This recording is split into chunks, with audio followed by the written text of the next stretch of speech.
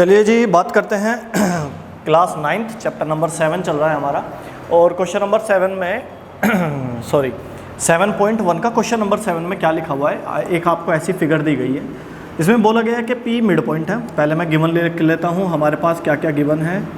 Given है बच्चों P is mid point of AB। अगर P AB के बीच में है इसका मतलब AP और PB बराबर हिस्से हैं, AP इक्वल्स टू PB। फिर आपको एक चीज़ ये दी गई है कि ये वाला एंगल, ध्यान से देखो, ये वाला एंगल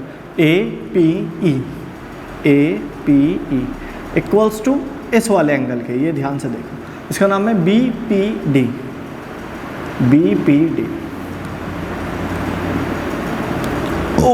फिर आपको बोला गया है कि ये एंगल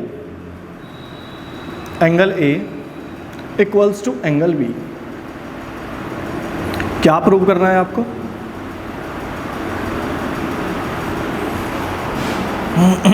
देखिए बुक में देखते हैं एक बार क्या प्रूव करना है बच्चों।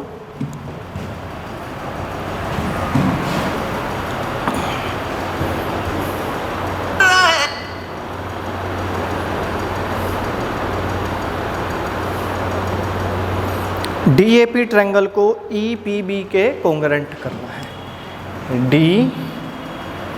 DAP prove that triangle DAP कोंग्रेंट करना है ट्रायंगल EBP।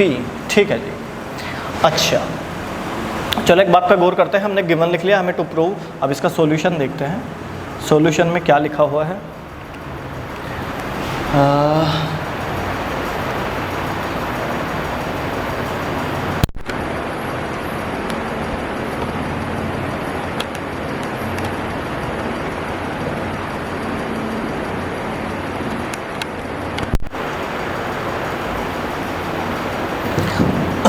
ठीक है जी, सॉल्यूशन देखते हैं। सॉल्यूशन में क्या करना है हमें, कहाँ तक आ रही है लाइन, बच रहा है अभी।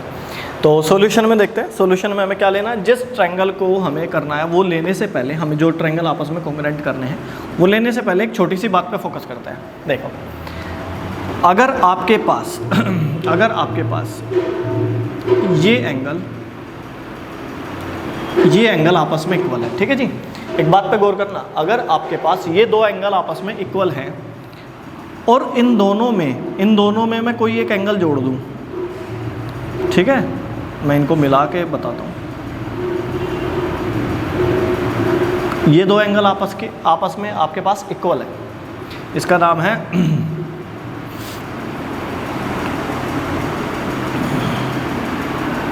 आपको दिया गया है angle APE equals to angle BPD। इस एंगल में भी और इस एंगल में भी अगर मैं ये वाला पोर्शन जोड़ दूं, दोनों में सेम क्वांटिटी ऐड कर दूं। क्वेश्चन नंबर 6 में भी हमने ऐसे ही किया था। जब हम सेम क्वांटिटी ऐड करते हैं किन्हीं सेम टर्म्स में, दो चीज़ें आपस में इक्वल हैं और आप उसमें एक सेम क्वांटिटी ऐड कर देते हैं, तो रिजल्ट भी इक्वल रहता है। ये हमें अच्छे से पता है। अगर मैं इस एंगल में भी ये ऐड कर दूं EPD, इसमें भी एंगल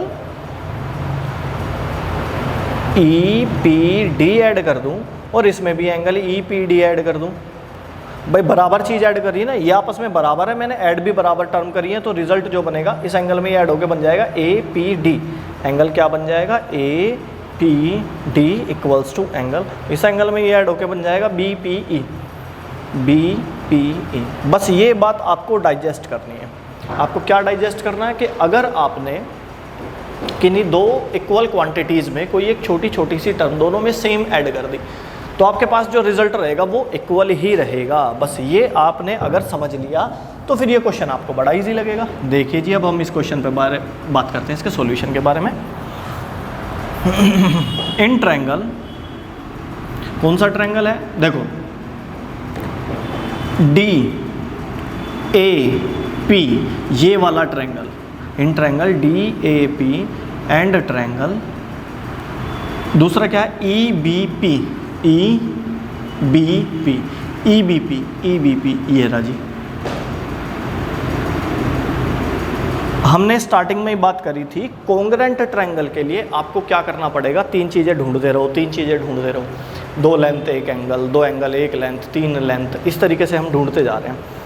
पर आपको ये बात भी ध्यान रखनी है कि कई बार एक टर्म थोड़ी सी छुपी हुई होती है। वो छुपी हुई सी यही है, ए पी डी ट्रायंगल में ये पूरा एंगल आता है, ये पूरा angle A P D angle आता है, पर दिया सिर्फ इतना सही है। इस वाले ट्रायंगल में ये पूरा एंगल आता है बी पी ई, पर दिया सिर्फ इतना सही है। छोटा पार्ट इस छोटे पार्ट के इक्वल है।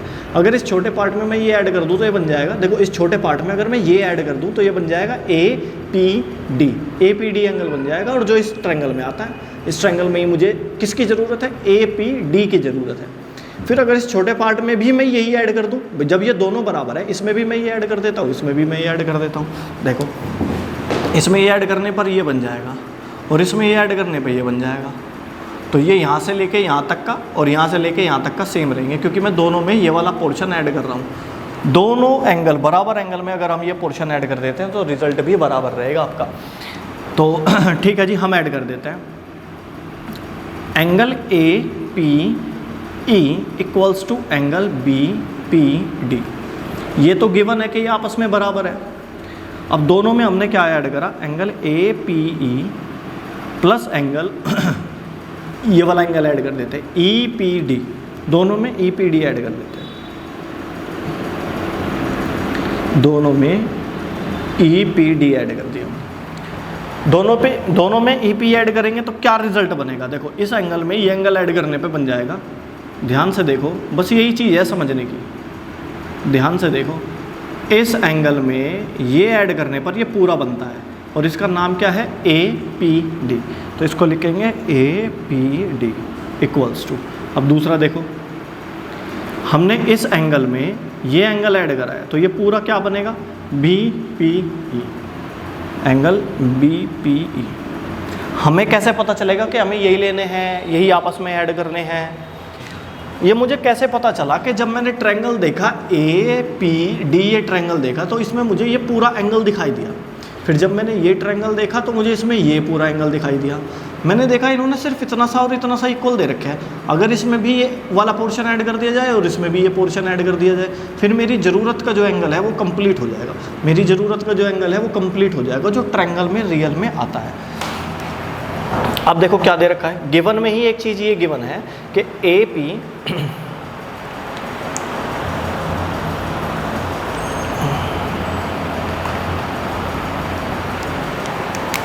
गिवन में ही हमको दिया है A P equals to P B. भाई मिड पॉइंट है तो ये आपस में इक्वल होंगे, मैंने गिवन में ही लिख दिया। फिर angle A equals to angle B, ये भी गिवन है। और ये मैंने फर्स्ट इक्वेशन में अभी प्रूव करा, क्या, angle A P D equals to angle B P E from equation first. हमने फर्स्ट इक्वेशन में ये प्रूव करा है। तो क्या हो जाएगा बच्चों, ट्रायंगल, अब डी ए पी बनेगा, ये डी ए पी। आप चाहो तो एंगल से भी बना सकते हो। देखो आपका एंगल है ए, फिर बीच वाला पी, आपने लिखा ए फिर बीच वाला पी, और इसका क्या बचता है, डी बचता है। इधर लिखा आपने ट्रायंगल, ये बी लिखा, ये बीच वाला पी लिखा, और इसका क्या बचता है, ई बचता है। अब हमें जो प्रूफ करना था उस पर गौर करो। डी के सामने ई आना चाहिए, डी लास्ट में है तो लास्ट में ई है, डी के सामने ई आ रहा है। ए के सामने, ए बीच में है ना तो बीच में बी है, ए के सामने बी आना चाहिए। देखो हमारा ए पहले है तो इनका भी बी पहले है। फिर हमारा लास्ट का पी के इक्वल आना चाहिए, हमारा बीच में पी है, इनका भी बीच में पी है। यानी कि जो ये नाम है रियल में यही वो नाम है, ये वो नाम यही है। आप चाहो ऐसा ना लिख के जो उन्होंने प्रूफ करने को बोला है आप वही नाम लिख दो, ये आपकी मर्जी पर डिपेंड करता है। D A P E B P, नाम सही होना चाहिए। इसको कहेंगे हम एक साइड दो एंगल, तो एंगल साइड एंगल कह सकते हो, एंगल एंगल साइड कह सकते हो। इस कॉन्ग्रुएंसी नियम से ये आपस में कॉन्ग्रुएंट हो गए। उसके बाद अब देखो एक बात पे और गौर करते हैं। अगली दो लाइन डी ए बराबर अगली दो लाइन ई बी, लास्ट की दो लाइन ए पी, लास्ट की दो line B P, A P equals to B P, और आगे पीछे की D P equals to first and last E P, ये भी आपस में बराबर आएंगी। ये किस रीज़न से आएंगी, by C P C T. Corresponding part of congruent triangle की वजह से ये आपस में इक्वल आएंगे। आई थिंक आपको ये क्वेश्चन अच्छे से समझ में आया होगा। इस क्वेश्चन को एक दो बार